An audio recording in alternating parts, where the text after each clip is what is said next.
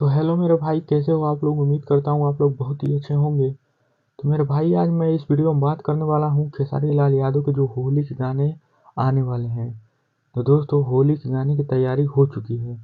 खेसारी लाल यादव के राइटर हैं पवन पांडे, अपने सोशल मीडिया पे एक वीडियो शेयर किया है और उस वीडियो में बताया है कि जो खेसारी लाल यादव के होली के सॉन्ग आने वाला है उसकी तैयारी शुरू हो चुकी है।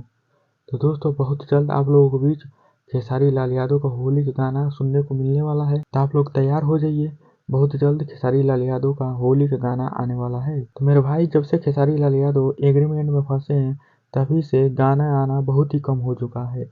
एग्रीमेंट की वजह से वह गाना नहीं गा पा रहे हैं। अभी एग्रीमेंट खत्म होने में टाइम है। फिलहाल होली के गाने ज़्यादा तो नहीं आएंगे, लेकिन एक दो गाने ज़रूर खेसारी लाल यादव को ज़रूर आएंगे। तो मेरे भाई, अगर मेरे चैनल पर नए हैं तो सब्सक्राइब कर लीजिए, क्योंकि ऐसे अपडेट आपको मिलते रहेंगे। और वीडियो को लाइक करना ना भूलिए।